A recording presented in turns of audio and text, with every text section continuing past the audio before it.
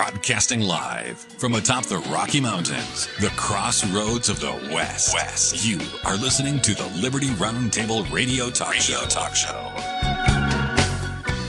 Happy to have you along, my fellow Americans. Sam Bushman live. We kick off with a bunch of good news today. Spam dogs. You ever had one? Well, your time's a-coming, baby. Lowell Nelson, campaignforliberty.org with us today. 250, a Jubilee of Prayer. Got to dig that. Also, Tina Peters, going to be free. Got to dig that. We ought to not go to war, and we ought to find ways to get out of war. Happy to have you along. I'm Sam Bushman.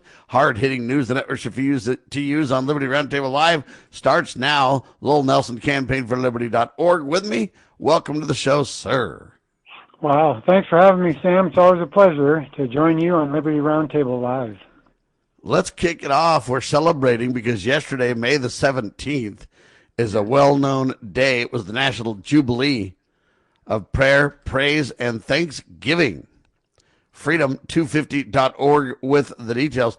They had a marvelous time yesterday, from what I understand, celebrating the Sabbath, right, Lowell? Yeah, I'll say they did. I was pleased to hear that two of them, of our good friends, Sam, Chris Kimball and Delane England, they were back there in Washington, D.C. at the National Mall to witness the event in person. But and I hadn't really known a lot about it before yesterday when reading about it. But I got some emails talking about it, and then I looked deeper into it, and it's really quite a fascinating day, Sam. The reason for the day is that yesterday was 250 years since the original day on May 17th of 1776, when Congress, by an act of Congress, they appointed that day to be set aside for fasting and prayer for the country. As you know, we hadn't yet, we were already engaged in a great war with Great Britain, right? I mean, that started at Lexington and Concord in 1775. Here it was almost a year later. Well, it was, a little more than a year later. And in Congress, the Colonial Congress said, we really need to importune heaven for help in this battle. And so they passed an act of Congress, and I think it's fascinating to hear what they said. And so I just want to quote the first two paragraphs of there. I have a 3-paragraph resolution, basically. And I'll just give you, quoting the first couple gives you an idea or a taste of what they were talking about. In times of impending calamity and distress, when the liberties of America are imminently endangered by the secret machinations and open assaults of an insidious and vindictive administration, it becomes the indispensable duty of these hitherto free and happy colonies, with true penitence of heart and the most reverent devotion publicly, to acknowledge the overruling providence of God, to confess and deplore our offenses against him, and to supplicate his interposition for averting the threatened danger and prospering our strenuous efforts in the cause of freedom, virtue, and posterity.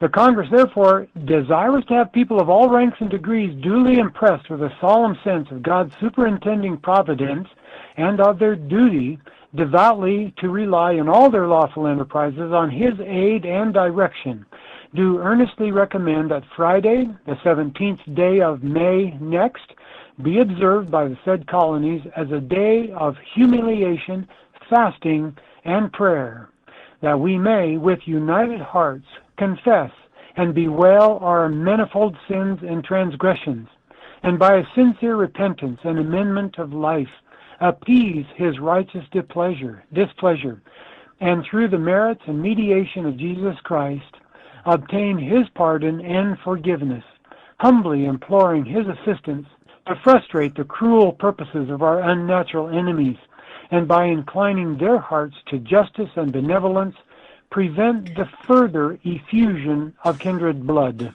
End of quote. That's just the first 2 paragraphs. The third one is great as well, but for lack of time, we better not quote it also. But Sam, this was quite, I think, typical of the way the colonists felt 250 years ago. They felt like they were blessed with freedom in this country, but that they needed to implore for God's help if they expected to free themselves from the tyranny and the oppression of King George III in Parliament in the British Empire, right? I mean, we were just a little bitty tiny fish up against the biggest, grandest, well-funded army in the world in 1750s and 60s and 70s. So it was the biggest funded army the world's ever known that we had to take on, and we were the teeniest upstart. Mm-hmm. They thought it was literally impossible and had to sing the world upside down when it turned. The interesting thing about this, though, many people try to say we're not a religious or a Christian nation, and this example kicks off repeated evidences that we are a Christian nation, that we did turn to the God of Abraham, Isaac, and Jacob. Benjamin Franklin's call in 1787, when they were trying to get the, Constitution put in place as the supreme law of the land, again said, hey, can a nation rise without his aid? And that was a man who was pretty hesitant to believe that God was involved in the affairs of man early in his life. But over time, he realized how critical that really was and called for that again. So we have these repeated references to the importance of, our nation is wholly inadequate for the governing of anybody that's not a religious and a moral people. And that's why religion and morality are the two great pillars George Washington spoke of. That's why Ben Franklin referred to it. That's why Congress referred to it in this example you gave. And that's why today, 250 years later, well, I should say literally yesterday, 250 years later, May 17th, was the 250th anniversary of the, quote, National Day of Fasting and Prayer, ladies and gentlemen. Anyway, they had an all-day event on the National Mall, Washington, D.C. It was incredible. We commend them for it, and we hope to continue that celebration on for days and weeks to come. You got the 4th of July, then you got Constitution Day, September 17th. We've got all kinds of incredible opportunities on this 250th year anniversary to celebrate God, family, and country. Great news as well. The governor of Colorado, Jared Polis is his name. He's a Democrat from what I understand, but he realized the shenanigans that were going on for Tina Peters. And as far as I understand, he commuted the sentence of Tina. He didn't give her a full pardon, but a commuting of the sentence, which means what? She gets released June 1st, Lowell? That's right, Sam. That was really good news. Governor Polis, he sort of towed the party line and said that, she really deserved prison time for her crimes, but that 9 years was way too long. She deserved prison time, but not 9 years. He said, quote, this is an extremely unusual and lengthy sentence for a first-time offender who committed nonviolent crimes, end of quote. So he's still towing the party line, which says she committed crimes. I don't believe she did, but that's what she was prosecuted for. And however, he commuted her sentence. So June 1st, she gets out of out of jail, and I think that's a win. I mean, she's 70 years old. She's a grandma, lots of family, and they're just praying for her release. And I am too, every night, praying that she'll be released. And so this is kind of an answer to a lot of prayers. A lot of people have been working and praying for her release. Now, Peters did thank the governor, saying, quote, upon release, I plan to do my best through legal means to support election integrity and, based on my own personal experience, to elevate the cause of prison reform, end of quote. I thought that was an interesting comment, too, coming from her. Now, she's been in prison for almost, 2 years, maybe over 2 years. I can't remember. Yeah, I have to think about that. A little over, yep. A little over 2 years. And so her experiences in prison were, wow, I mean, pretty horrendous. And so, that's why she made her comment about the cause of prison reform, because she wants to make it a little more humane, a little more fair. And if you're going to be in prison, you shouldn't be subjected to some of the things that she was subjected to, simply because, they didn't like her, or I think she outed a prison guard for doing something bad, and in vengeance and retribution, she had to spend like 2 weeks or 4 weeks in solitary confinement or something. I don't remember the details, but anyway, I'm glad that she's going to be out. get back with her family and continue her effort to support election integrity. All right, I just looked it up. It was 19 months in prison that she spent. The problem is that before that final time, she had been put in prison a little bit before that, too. And when you total up everything, it gets closer to the 2-year mark. But this last kind of stint was 19 months from what I understand. And, to me, the issue here is if the judge really did, have this hostile agenda towards her, then it shouldn't have taken 2 years to figure that out and have the governor call a halt to that con game. So that's the point that we're talking about when we say prison reform. What about a speedy, fair, honest, open, transparent trial? It was a sham from the get-go. All right, Lowell Nelson with us. CampaignForLiberty.org continues in seconds. Why don't we say to the government writ large that they have to spend a little bit less? Anybody ever had less money this year than you had last? Anybody ever having a 1% pay cut? You deal with it. That's what government needs, a 1% pay cut. If you take a 1% pay cut across the board, you have more than enough money to actually pay for the disaster relief. But nobody's going to do that because they're fiscally irresponsible. Who are they? Republicans. Who are they? Democrats. Who are they? Virtually the whole body is careless and reckless with your money. So the money will not be offset by cuts anywhere. The money will be added to the debt, and there will be a day of reckoning. What's the day of reckoning? The day of reckoning may well be the collapse of the stock market. The day of reckoning may be the collapse of the dollar. When it comes, I can't tell you exactly, but I can tell you it has happened repeatedly in history when countries ruin their currency. Are you watching what's happening in our country and asking, what can I do? Join the John Birch Society in Salt Lake City, June 6th, for a powerful one-day conference. The day includes a host of respected speakers, 2 meals, and meaningful connections. You'll gain clarity on the issues and walk away with practical steps you can take to your community. Reserve your seat today at jbs.org/SLC26. That's jbs.org/SLC26.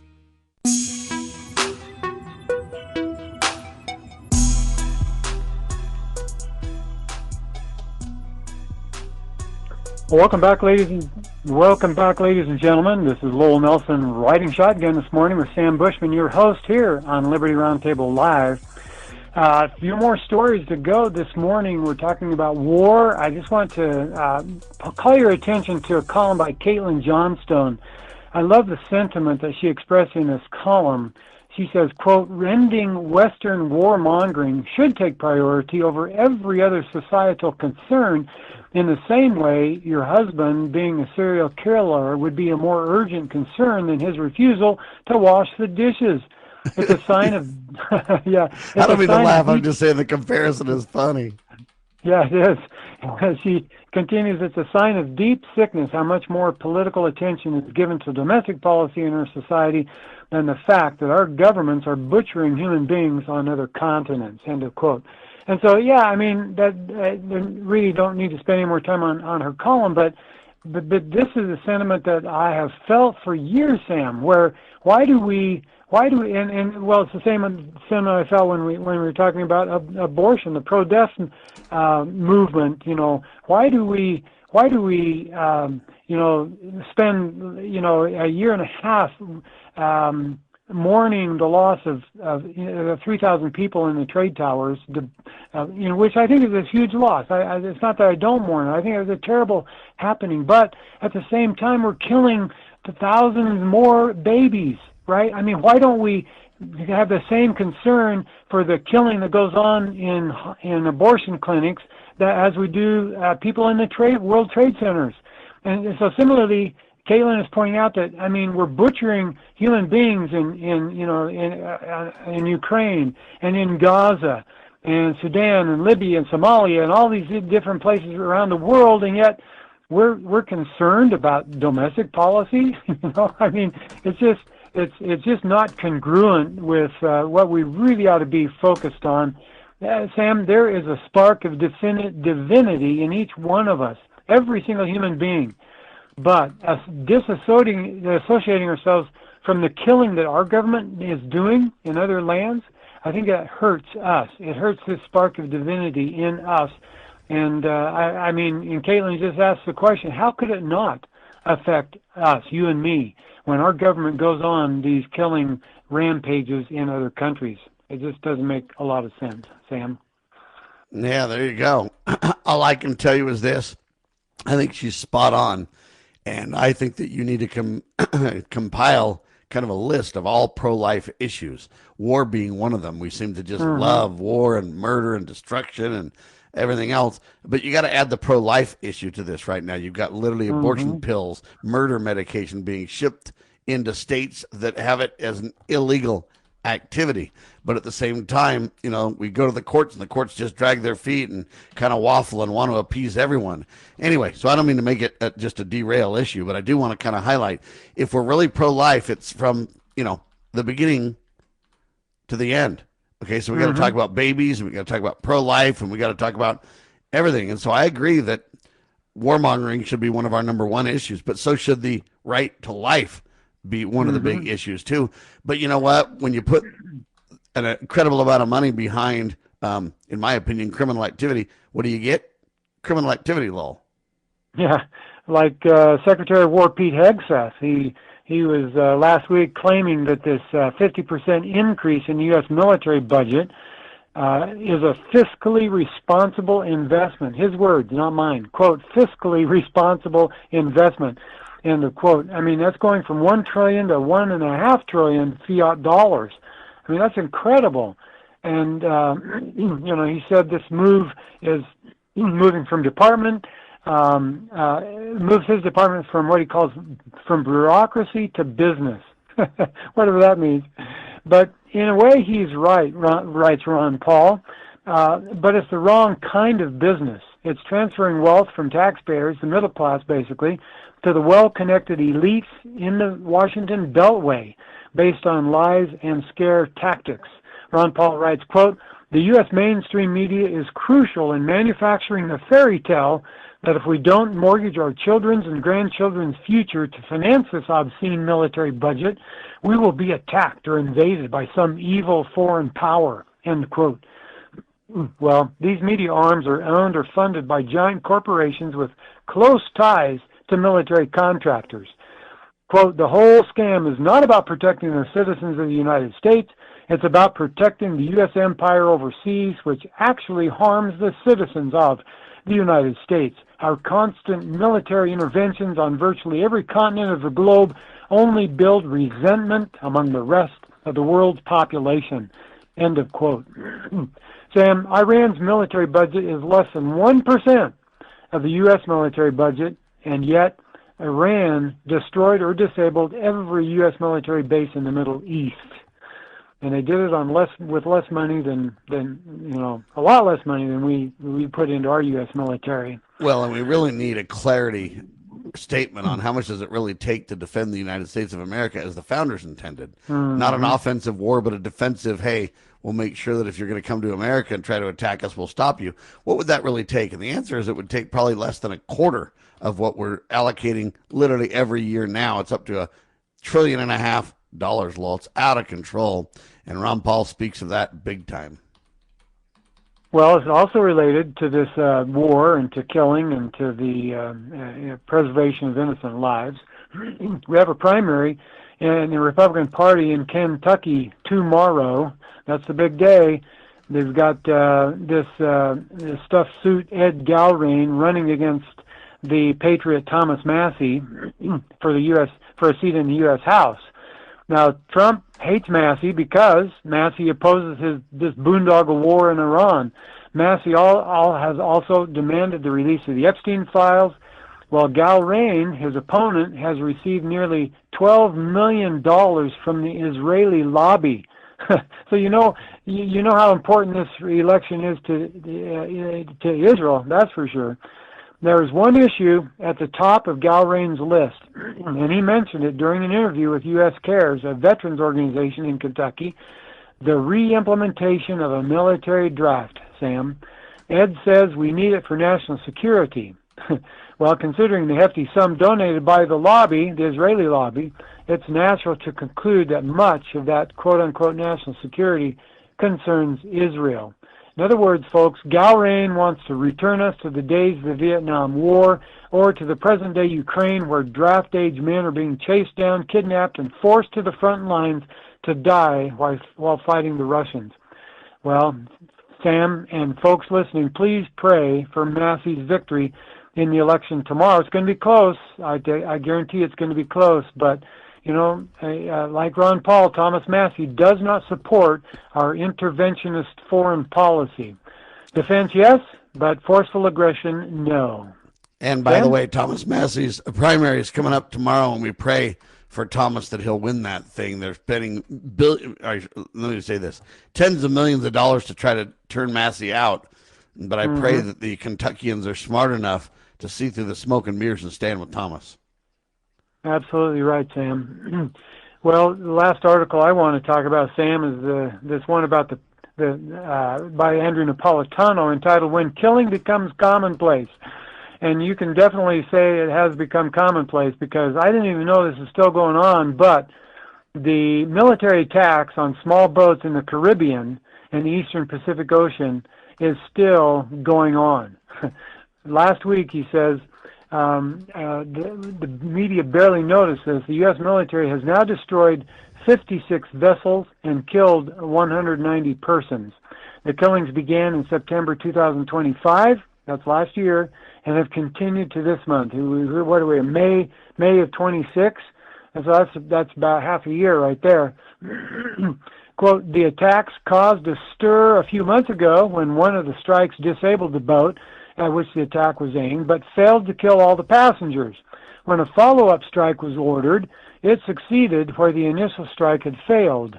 The admiral who ordered the murder of the survivors told members of Congress in secret that he believed he was following orders. The Secretary of Defense denied that he ordered the survivors to be killed. End of quote.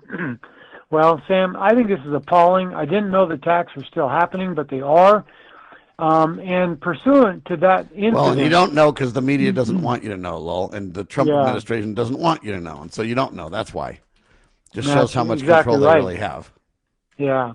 Well, in consequence of that failed attack, where they murdered the survivors, the Pentagon made two changes, Sam.